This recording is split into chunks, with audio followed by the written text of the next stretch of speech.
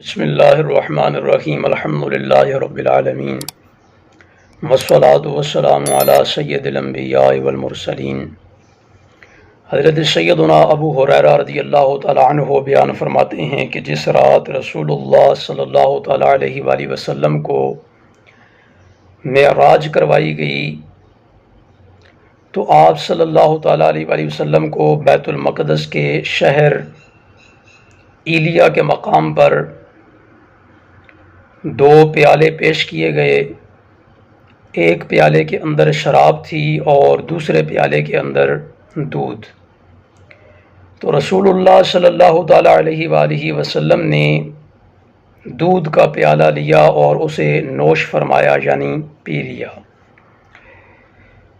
تو اس پر حضرت جبریل امی علیہ السلام نے عرض کی کہ اللہ رب العزت کے لیے تمام تعریفیں ہوں کہ اس نے آپ کو دین فطرت پر چلنے کی ہدایت فرمائی۔ اگر آپ شراب کا پیالہ لے لیتے اور اسے نوش فرماتے، اسے پی لیتے، تو آپ کی امت گمراہ ہو جاتی۔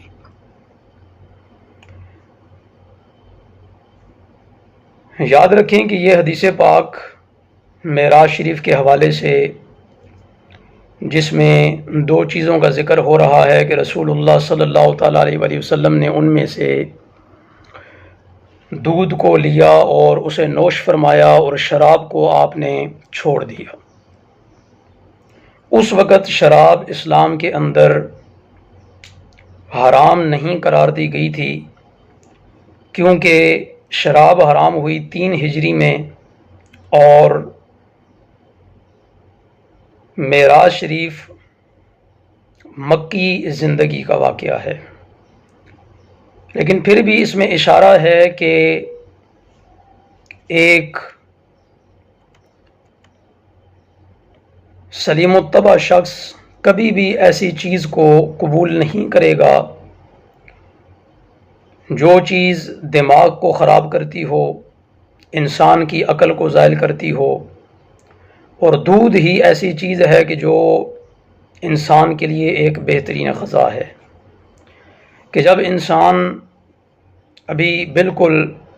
پیدائش کے بعد طفولیت کے مرحلے میں ہوتا ہے، تو اس وقت صرف اور صرف دودھ ہی ایسی غذا ہے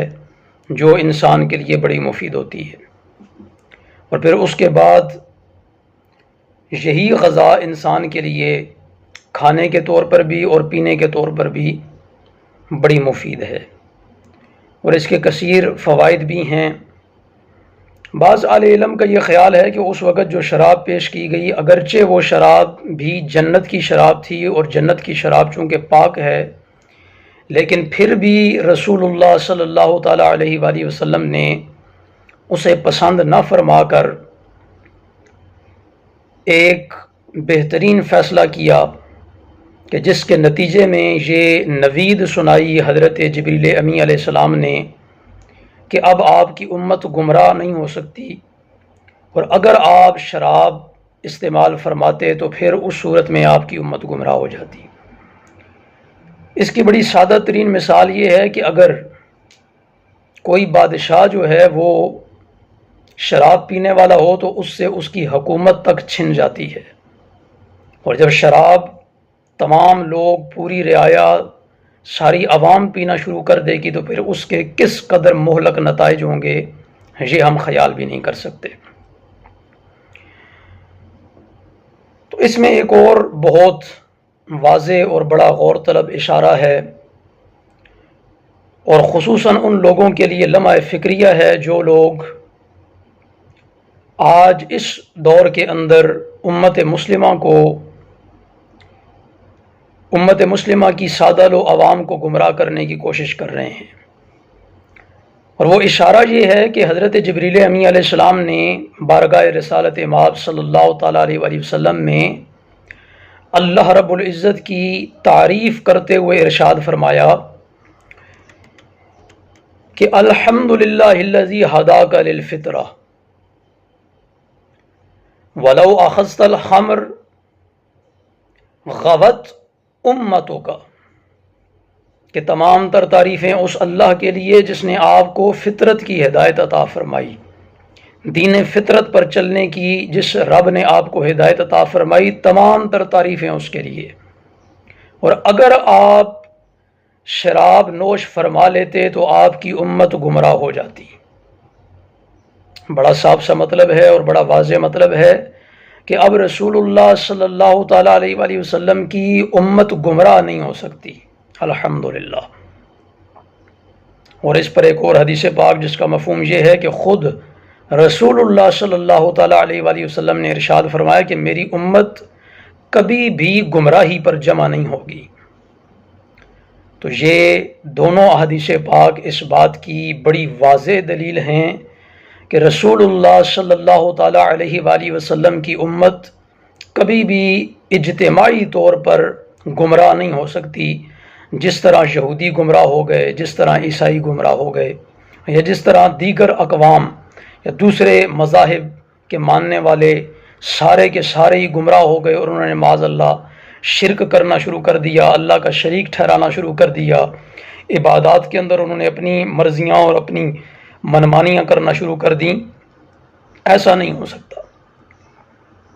اور پھر ایک تیسری حدیث پاک جس کا مفہوم یہ ہے کہ رسول اللہ صلی اللہ تعالیٰ علیہ وآلہ وسلم نے ارشاد فرمایا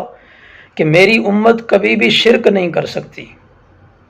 کہ مجھے اس بات کا خوف نہیں ہے کہ میری امت شرک کرے گی۔ یہ مفہوم ہے حدیث پاک کا۔ تو یہاں سے بھی بڑی واضح دلیل ملتی ہے کہ رسول اللہ صلی اللہ تعالیٰ علیہ وآلہ وسلم کی امت اجتماعی طور پر کبھی بھی شرک کے اندر مبتلا نہیں ہو سکتی، الحمدللہ۔ لیکن بڑا افسوس ہے ان لوگوں پر جو آج اس دور کے اندر قرآن و سنت کا لبادہ اوڑھ کر معاذ اللہ حضور نبی رحمت علیہ السلام کی پوری امت کو مشرک بنانے چلے ہیں۔ حضور نبی رحمت علیہ السلام کی امت کے بڑے بڑے جو گروہ ہیں کہ جن کے بارے میں حضور علیہ السلام نے ارشاد فرما دیا کہ میری امت گمراہی پر جمع نہیں ہو سکتی، تو جب گمراہی پہ جمع نہیں ہو سکتی تو اتنا بڑا گروہ امت کا، اور پھر ہر دور کے اندر بڑا گروہ، ہر زمانے کے اندر بڑا گروہ، ہر دور کے اندر بڑے بڑے محدثین، بڑے بڑے مفسرین، بڑے بڑے ائمہ مجتہدین اور بڑے بڑے علماء اور مشائخ اور اولیاء جس گروہ کی سرپرستی کرتے رہے، وہ سارے کا سارا گروہ ہر دور کے اندر کیسے گمراہ ہو سکتا ہے معاذ اللہ، کیسے مشرک ہو سکتا ہے معاذ اللہ۔ تو یہ رسول اللہ صلی اللہ تعالیٰ علیہ وآلہ وسلم کی ان احادیث کا سراسر انکار ہے، حضور نبی رحمت علیہ السلام کی ان احادیث کی سراسر مخالفت ہے۔ لیکن ان لوگوں نے سر توڑ کوششیں جاری رکھی ہوئی ہیں، لبادہ بھی قرآن و سنت کا اوڑھ رکھا ہے، اور سادہ لوگ عوام کو گمراہ کرنے کی بھی بھرپور کوشش کر رہے ہیں کہ دیکھو جی امت پوری گمراہ ہو گئی، پوری امت نے شرک شروع کر دیا، معاذ اللہ، استغفر اللہ۔ اللہ رب العزت ایسے لوگوں کو سمجھنے کی توفیق عطا فرمائے، ایسے لوگوں کو اللہ رب العزت اپنی قبر اور حشر کے معاملے میں فکر کرنے کی توفیق عطا فرمائے، اپنی آخرت بہتر کرنے کی فکر عطا فرمائے، کیونکہ یہ لوگ وہ ہیں جو اپنی قبریں بھی خراب کر رہے ہیں، اپنی آخرت بھی خراب کر رہے ہیں، اور لوگوں کی آخرت اور قبریں بھی خراب کر رہے ہیں۔ میرے نبی علیہ السلام نے ارشاد فرمایا تھا کہ قرب قیامت میں ایسے لوگ آ جائیں گے جو خود بھی گمراہ ہوں گے اور لوگوں کو بھی گمراہ کریں گے۔ اللہ رب العزت ہمیں ایسے تمام تر فتنہ باز لوگوں سے محفوظ و معمور فرمائے، اور رسول اللہ صلی اللہ تعالیٰ علیہ وآلہ وسلم نے جو دین فطرت ہمارے لیے چنا، اللہ رب العزت ہمیں اسی دین پہ قائم رہنے کی توفیق عطا فرمائے، جس دین پر ہمیشہ تمام ادوار میں، تمام زمانوں میں، تمام صدیوں میں بڑے بڑے علماء، بڑے بڑے مشائخ، ائمہ مجتہدین، مفسرین اور بڑی بڑی علمی شخصیات جس گروہ کی سرپرستی کرتی رہیں، اللہ رب العزت ہمیں اسی گروہ میں رہنے کی توفیق عطا فرمائے، اور وہی گروہ جس کے متعلق رسول اللہ صلی اللہ تعالیٰ علیہ وآلہ وسلم نے ارشاد فرما دیا تھا کہ وہی گروہ نجات پانے والا ہوگا۔ اللہ رب العزت ہمیں تمام تر فتنوں سے محفوظ و معمور فرماتے ہوئے ہر قسم کے فتنے سے محفوظ و معمور فرما کے اللہ رب العزت ہمیں اہل سنت و جماعت کے سائے میں رہنے کی توفیق عطا فرمائے، ہم سب کا خاتمہ بالخیر، خاتمہ بالایمان فرمائے، ہماری قبر و حشر کے معاملات آسان فرمائے،